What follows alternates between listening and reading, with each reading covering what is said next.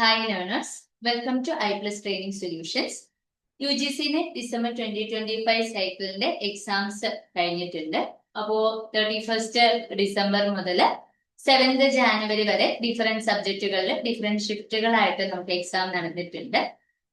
അപ്പോൾ ഈ ഒരു ഡിസംബർ 2025 സൈക്കിളിന്റെ ഒരു പേപ്പർ 1 എക്സാം എങ്ങനെയായിരുന്നു എന്നുള്ള ഒരു ജനറൽ ഓവർവ്യൂ ആണ് നമ്മൾ ഇന്നത്തെ സെഷനിൽ പറയാനായിട്ട് പോകുന്നത്. സോ പേപ്പർ 1 നമ്മൾ ക്വസ്റ്റ്യൻസ് അനലൈസ് ചെയ്ത് നോക്കുമ്പോൾ ഡിസംബർ 2025 ക്വസ്റ്റ്യൻസ് നോക്കുന്ന സമയത്ത് നമുക്ക് കാണാൻ പറ്റുന്നത് കമ്പാരിറ്റീവ്ലി ഈസി ആയിട്ടുള്ള ഒരു പേപ്പർ ആയിരുന്നു. നമ്മൾ റിലേറ്റീവ്ലി നമുക്ക് സ്കോർ ചെയ്യാൻ പറ്റുന്ന വളരെയധികം ഡയറക്റ്റ് ക്വസ്റ്റ്യൻസ് ഇൻക്ലൂഡ് ചെയ്തിട്ടുള്ള ഒരു പേപ്പർ ആയിട്ടാണ് പേപ്പർ 1. അത് എല്ലാ സബ്ജക്റ്റിനും പേപ്പർ 1 അങ്ങനെ ഒരു രീതിക്കാണ് വന്നിട്ടുള്ളത്. വളരെ ബുദ്ധിമുട്ടൊന്നും ഇല്ലാതെ ഈവൻ എല്ലാവർക്കും ബുദ്ധിമുട്ട് പറയുന്ന ഡേറ്റ ഇന്റർപ്രിട്ടേഷൻ ക്വസ്റ്റ്യൻസ് പോലും വളരെ ഈസി ആയിട്ട് നമുക്ക് ചെയ്തെടുക്കാൻ പറ്റുന്ന രീതിയിലുള്ള ക്വസ്റ്റ്യൻസ് ആണ് പേപ്പർ 1 ഈ ഡിസംബർ 2025 സൈക്കിളിന് വന്നിട്ടുള്ളത്. കൃത്യമായിട്ട് സിലബസ് ഫോളോ ചെയ്യുകയും അതുപോലെ തന്നെ പ്രീവൈസ് ഇയർ ക്വസ്റ്റ്യൻസ് പ്രാക്ടീസ് ചെയ്യുകയും ഒക്കെ ചെയ്ത ആൾക്കാർക്ക് വളരെയധികം സ്കോറിംഗ് ആയിട്ട് വരുന്ന പേപ്പറും പേപ്പർ 1 തന്നെയായിരുന്നു. അപ്പോൾ ഇതില് ഒരു ചെറിയ ഡിഫറൻസ് പോലെയൊക്കെ നമുക്ക് കാണാനായിട്ട് പറ്റുന്നത് മുൻ സൈക്കിളുകളിൽ വെച്ച് നോക്കുമ്പോൾ ചെറിയൊരു ഡിഫറൻസ് പോലെയൊക്കെ നമുക്ക് കാണാൻ പറ്റുന്നത് ഒന്ന് അസേർഷൻ റീസണിങ് ക്വസ്റ്റ്യൻസ് വീണ്ടും ചോദിച്ചു തുടങ്ങിയിട്ടുണ്ട് എന്നുള്ളതാണ്. നമുക്കൊരു കഴിഞ്ഞ 3-4 സൈക്കിളുകളിലൊന്നും അങ്ങനെ അസേർഷൻ റീസണിങ് ക്വസ്റ്റ്യൻസ് അധികം കാണുന്നില്ലായിരുന്നു.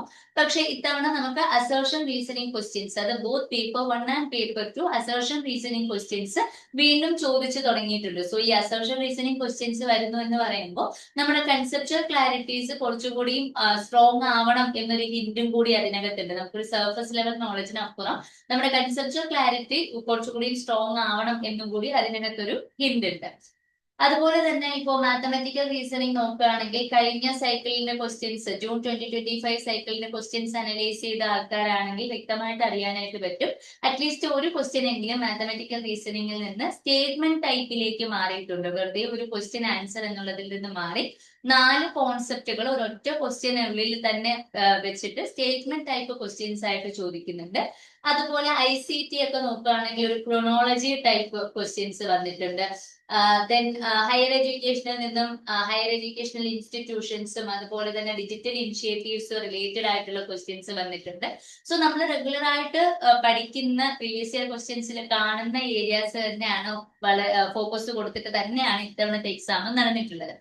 സോ നമ്മൾ ഈ ഒരു ക്വസ്റ്റ്യൻ പേപ്പർ നമ്മളൊന്ന് അനലൈസ് ചെയ്യുവാണെങ്കിൽ ഇത് 3rd ജാനുവരിയില് ഫസ്റ്റ് ഷിഫ്റ്റ് മോർണിംഗ് ഷിഫ്റ്റിൽ വന്നിട്ടുള്ള പേപ്പർ 1 ക്വസ്റ്റ്യൻ പേപ്പറാണ്. നിങ്ങൾക്ക് കാണാൻ പറ്റും. ഇവിടെ നോക്കി നമുക്ക് ഡേറ്റ ഇന്റർപ്രിട്ടേഷൻ ഒക്കെ വളരെ ഈസി ആയിട്ട് വരുന്നത് എല്ലാ സബ്ജക്ട്സിന്റെയും ഡേറ്റ ഇന്റർപ്രിട്ടേഷൻ നമ്മൾ നോക്കുന്ന സമയത്ത് നമ്മൾ റെഗുലർ ആയിട്ട് കണ്ടുവരുന്ന പെർസെന്റേജിന്റെ ക്വസ്റ്റ്യൻസും ആവറേജിന്റെ ക്വസ്റ്റ്യൻസും ഒക്കെ തന്നെയാണ്, റേഷ്യോയുടെ ക്വസ്റ്റ്യൻസും ഒക്കെ തന്നെയാണ് റിപ്പീറ്റ് ചെയ്ത് ചോദിച്ചിട്ടുള്ളത്.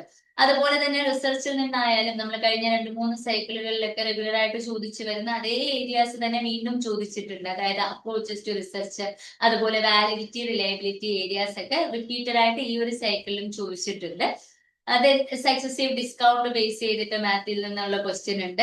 സോ ICT നിന്ന് ഈ ഒരു ഫിഷിംഗ്, ഹാക്കിംഗ്, സ്പാം കുക്കീസ് എന്നൊക്കെ പറയുന്നത് നമ്മൾ പ്രീവിയസ് ഇയറിൽ കണ്ടുവരുന്ന സെയിം ക്വസ്റ്റ്യൻ തന്നെയാണ്.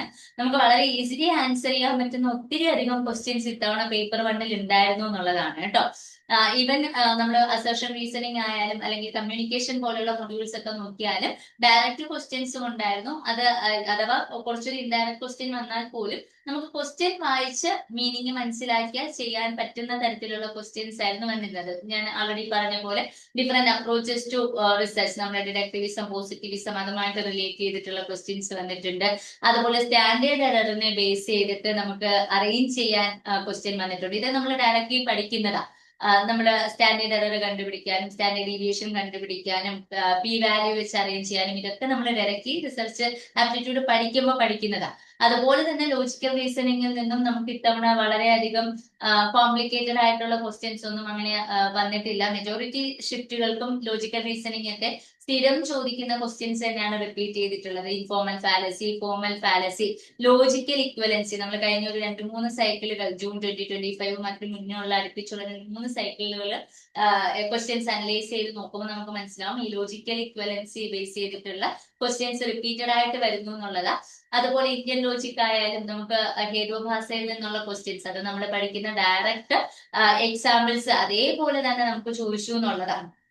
അപ്പൊ ഒത്തിരി അധികം ഒന്നും അവിടെയും കോംപ്ലിക്കേറ്റഡ് ഒന്നും ആക്കിയിട്ടില്ല. Green house gases related questions ഉണ്ടായിരുന്നു. അതുപോലെ ഫ്രാക്ഷൻസിനെ അറേഞ്ച് ചെയ്യാനുള്ള ക്വസ്റ്റ്യൻസ് ഉണ്ടായിരുന്നു. നമുക്ക് ഒന്ന് വായിച്ച് ഒരു കുറച്ച് സമയം സ്പെൻഡ് ചെയ്ത് വായിച്ചാൽ തന്നെ നമുക്ക് ആൻസർ കിട്ടുന്ന തരത്തിലുള്ള ക്വസ്റ്റ്യൻസ് ആയിരുന്നു. സോ ഇത് നോക്കിക്കേ, ഈ ഒരു ക്വസ്റ്റ്യൻ ഞാൻ ഇപ്പൊ പറഞ്ഞ പോലെ നമുക്കിപ്പോ മാത്തമെറ്റിക്കൽ റീസണിങ് ഇതുപോലെ അറ്റ്ലീസ്റ്റ് ഒരു ക്വസ്റ്റ്യൻ എങ്കിലും ഒരു സ്റ്റേറ്റ്മെന്റ് ടൈപ്പിലേക്ക് വരുന്നു എന്നുള്ളൊരു ട്രെൻഡ് ഇപ്പൊ കാണാൻ പറ്റും. ബാക്കിയെല്ലാം നമ്മൾ ഡയറക്ട്ലി പഠിക്കുന്നതാണ്. ഈ വേരിയബിൾസുമായിട്ട് റിലേറ്റ് ചെയ്തിട്ട് നമ്മൾ ഡയറക്ട്ലി പഠിക്കുന്ന ടൈപ്പ് ഓഫ് ക്വസ്റ്റ്യൻസ് ആണ്. ദെൻ ഈ ഒരു ഷിഫ്റ്റില് നമുക്കൊരു ക്വസ്റ്റ്യൻ വന്നിട്ടുണ്ട്. നമ്മുടെ നെറ്റ്വർക്ക്സിനെ ഡിഫറെന്റ് നെറ്റ്വർക്ക്സ്, നമ്മുടെ personal area network, local area network, അതുപോലെ തന്നെ wide area network, metropolitan area network, ഇതിനെ നമുക്ക് കവറേജിന്റെ ബേസിസിൽ ഇൻക്രീസിങ് ഓർഡർ ആക്കാൻ ചോദിച്ചിട്ടുണ്ട്. ആക്ച്വലി ഇത് വരുന്ന ഒരു ഓർഡർ എന്ന് പറയുന്നത് പേഴ്സണൽ ഏരിയ നെറ്റ്വർക്ക്, അത് കഴിഞ്ഞ് ലോക്കൽ ഏരിയ നെറ്റ്വർക്ക്, അത് കഴിഞ്ഞ് മെട്രോപൊളിറ്റൻ ഏരിയ നെറ്റ്വർക്ക്, ആൻഡ് ഏറ്റവും ഹയസ്റ്റ് കവറേജ് ഉള്ളത് വൈഡ് ഏരിയ നെറ്റ്വർക്ക്, ഇങ്ങനെയാണ് വരുന്നത്. സോ ഈ ഒരു ക്വസ്റ്റ്യൻ ഐ ഡി ഒന്ന് നോക്കി വെക്കുക. ഈ ഒരു ഷിഫ്റ്റ് 3rd ജാനുവരി മോർണിംഗ് ഷിഫ്റ്റിന് എഴുതിയിട്ടുള്ള ആൾക്കാർ ഈ ഒരു ക്വസ്റ്റ്യൻ ഐ ഡി ഒന്ന് നോക്കി വെക്കുക. ഇത് നിങ്ങൾക്ക് ചലഞ്ച് ചെയ്യാൻ പറ്റും. സോ ശരിക്കും ആൻസർ വരേണ്ടത് പേഴ്സണൽ ഏരിയ നെറ്റ്വർക്ക് ആദ്യം, അത് കഴിഞ്ഞ് ലോക്കൽ ഏരിയ നെറ്റ്വർക്ക്, അത് കഴിഞ്ഞ് മെട്രോപൊളിറ്റൻ ഏരിയ നെറ്റ്വർക്ക്, അത് കഴിഞ്ഞ് വൈഡ് ഏരിയ നെറ്റ്വർക്ക് എന്നുള്ളതാണ്. സോ ADBC എന്നുള്ള ഒരു ഓപ്ഷൻ ആണ് നിങ്ങൾക്ക് വരേണ്ടത്. പക്ഷെ ഇവിടെ ആക്ച്വലി അങ്ങനെ ഒരു ഓപ്ഷൻ ഇല്ല. അതുകൊണ്ട് തന്നെ ഇത് ഡ്രോപ്പ് ആകാനുള്ള സാധ്യതകളുണ്ട്. അതുകൊണ്ട് ഈ ഒരു ക്വസ്റ്റ്യൻ ഒന്ന് ചലഞ്ച് ചെയ്യാൻ പറ്റുമെങ്കിൽ ചലഞ്ച് ചെയ്യുക. ഇതിന് നിങ്ങൾക്ക് NCERT ടെക്സ്റ്റ് ബുക്ക് ഒക്കെ സോഴ്സ് ആയിട്ട് കൊടുക്കാനായിട്ട് പറ്റും.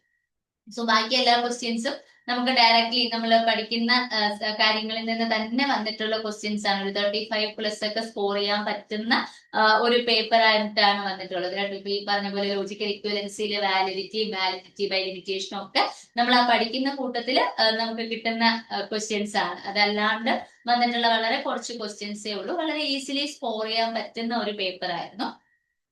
ഞാൻ അടുത്തൊരു ക്വസ്റ്റ്യൻസ് നോക്കിക്കഴിഞ്ഞാൽ, അടുത്തൊരു ക്വസ്റ്റ്യൻ പേപ്പർ നോക്കിക്കഴിഞ്ഞാൽ ഇത് നമ്മുടെ 2nd ജാനുവരി വന്നിട്ടുള്ള ഒരു ക്വസ്റ്റ്യൻ പേപ്പർ ആണ്. 2nd ജാനുവരി മോർണിംഗ് ഷിഫ്റ്റിന് വന്നിട്ടുള്ള ഒരു ക്വസ്റ്റ്യൻ പേപ്പർ ആണ്. സോ ഈ ഒരു ക്വസ്റ്റ്യൻ പേപ്പറിലും നിങ്ങൾ ഈ ഒരു ക്വസ്റ്റ്യൻ ഐ ഡി, ഈ ഒരു ഷിഫ്റ്റിൽ എഴുതിയിട്ടുള്ള ആൾക്കാർ ഈ ഒരു ക്വസ്റ്റ്യൻ ഐ ഡി ഒന്ന് റെഫർ ചെയ്ത് വെച്ചേക്കാം.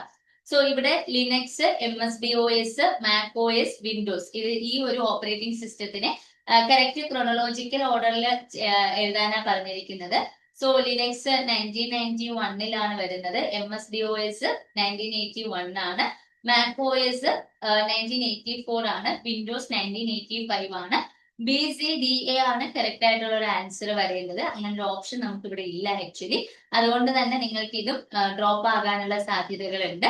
സോ ചലഞ്ച് ചെയ്യുന്ന ആൾക്കാർ, ഇത് ഈ ഒരു ഷിഫ്റ്റിൽ എഴുതിയിട്ടുള്ള ആൾക്കാർക്ക് ഈ ഒരു ക്വസ്റ്റ്യൻ നമുക്ക് ചലഞ്ച് ചെയ്യാൻ പറ്റുന്നതാണ്. ഈ ഒരു ഷിഫ്റ്റിന്റെ ക്വസ്റ്റ്യൻ പേപ്പർ നോക്കിക്കഴിഞ്ഞാലും നമുക്കറിയാം, നമുക്ക് ഡയറക്ട്ലി എഴുതാൻ പറ്റുന്ന ക്വസ്റ്റ്യൻസ് തന്നെയായിരുന്നു മെജോറിറ്റി ക്വസ്റ്റ്യൻസ്. നമുക്ക് അങ്ങനെ ഡിഫിക്കൽട്ടി ആയിട്ട് തോന്നുന്ന ക്വസ്റ്റ്യൻസ് ഒക്കെ വളരെ കുറവായിരുന്നു. ഇപ്പൊ ഈ ലോജിക്കൽ റീസണിങ്ങിന്റെ ഈ ഒരു ക്വസ്റ്റ്യൻ ഒക്കെ തന്നെ നമ്മളിപ്പോ തൊട്ട് കഴിഞ്ഞ എക്സാംസിന്റെ പ്രീവിയസ് ഇയർ ക്വസ്റ്റ്യൻ അനലൈസ് ചെയ്ത് പോയിട്ടുള്ള ആൾക്കാരാണെങ്കിൽ ഇന്ത്യൻ ഫിലോസഫിയിൽ നിന്ന് ക്വസ്റ്റ്യൻസ് വരുന്നുണ്ട്. അത് മനസ്സിലാക്കിയിട്ട് ആ ഒരു ഏരിയയും കൂടിയൊക്കെ കവർ ചെയ്ത് കഴിഞ്ഞാൽ ക്ലിയർ ആയിട്ട് എഴുതാൻ പറ്റുന്ന ക്വസ്റ്റ്യൻസ് തന്നെയാണ് വന്നിട്ടുള്ളത്. അതുപോലെ പീപ്പിൾ ഡെവലപ്മെന്റിൽ നിന്നായാലും ബ്ലാക്ക് ഫുട്ട് ഡിസീസിനെ കുറിച്ചിട്ട് ചോദിച്ചിട്ടുണ്ട്. അതുപോലെ ഇതുപോലെ കൺവെൻഷൻസ് ആൻഡ് പ്രോട്ടോകോൾ, അതും നമ്മൾ സ്ഥിരമായിട്ട് പഠിക്കുന്ന കൺവെൻഷൻസ് ആൻഡ് പ്രോട്ടോകോൾസ് തന്നെയാണ് അവിടെ ചോദിച്ചിട്ടുള്ളത്. Montreal, Stockholm, Kyoto, Basel convention എന്നൊക്കെ പറഞ്ഞിട്ട് നമ്മൾ സ്ഥിരമായിട്ട് കാണുന്ന കൺവെൻഷൻസ് തന്നെയാണ് ചോദിക്കുന്നത്. അതുപോലെ ഹേതുഭാഷയിൽ നിന്നുള്ള ക്വസ്റ്റ്യൻസ് ആയാലും എല്ലാം ഡയറക്റ്റ് ആയിരുന്നു എന്നുള്ളതാണ്. നമ്മുടെ ലോജിക്കൽ റീസണിങ്ങിൽ നിന്നൊക്കെ സ്ഥിരമായിട്ട് നമുക്ക് കാണുന്ന എല്ലാ ക്വസ്റ്റ്യൻസും ഇത്തവണയും ചോദിച്ചിട്ടുണ്ട്. കോംപ്ലിക്കേറ്റഡ് ഒന്നും ആക്കാതെ ഹേതുഭാഷയിലൊക്കെ നമ്മൾ പഠിക്കുന്ന സെയിം എക്സാമ്പിൾസ് അങ്ങനെ തന്നെയാണ് നമുക്ക് ക്വസ്റ്റ്യൻ ആയിട്ട് വന്നിട്ടുള്ളത്.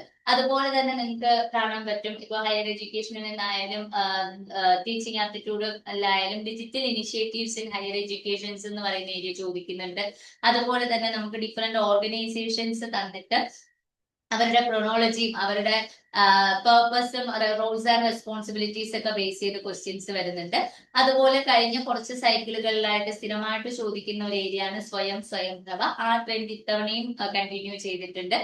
സ്വയംപ്രഭയുടെ ചാനൽസ് ഒക്കെ ഇത്തവണയും ചില ഷിഫ്റ്റുകൾക്ക് ചോദിച്ചിട്ടുണ്ട്. അപ്പൊ നമ്മൾ സ്കിപ്പ് ചെയ്യാണ്ട് സ്ഥിരമായിട്ട് ചോദിച്ച് കാണുന്ന എല്ലാ ക്വസ്റ്റ്യൻസും വീണ്ടും റിപ്പീറ്റ് ചെയ്യുന്ന ഒരു ട്രെൻഡാണ് നമുക്ക് ഈ പേപ്പർ 1 ഇത്തവണ കാണാൻ പറ്റിയിട്ടുള്ളത്. അതായത് പേപ്പർ 1 സ്കോർ ചെയ്ത് കഴിഞ്ഞാൽ തന്നെ നിങ്ങളുടെ മാർക്കിൽ വളരെയധികം ഒരു ഡിഫറൻസ് കാണാൻ പറ്റുന്ന ഒരു സൈക്കിളും കൂടിയായിരുന്നു ഡിസംബർ 2025 എന്ന് പറയുന്നത്. സോ ഈ ഒരു കഴിഞ്ഞ ജൂൺ 2025 ആൻഡ് ഡിസംബർ 2025 സൈക്കിൾസിന്റെ പേപ്പർ 1 അനലൈസ് ചെയ്യുമ്പോൾ തന്നെ നിങ്ങൾക്ക് മനസ്സിലാവും പ്രോപ്പർ ആയിട്ടൊരു എന്താണ് നമുക്ക് സിലബസും പ്രീവിയസ് ഇയർ ക്വസ്റ്റ്യൻസും മോക്ക് ടെസ്റ്റുകളും പ്രോപ്പർ ആയിട്ട് ഫോളോ അപ്പ് ചെയ്താൽ പോലും ഒരു 35 ക്വസ്റ്റ്യൻസ് പ്ലസ് ചെയ്യാൻ പറ്റുന്ന തരത്തിലുള്ള ക്വസ്റ്റ്യൻസ് ആണ് വന്ന് കാണുന്നത്.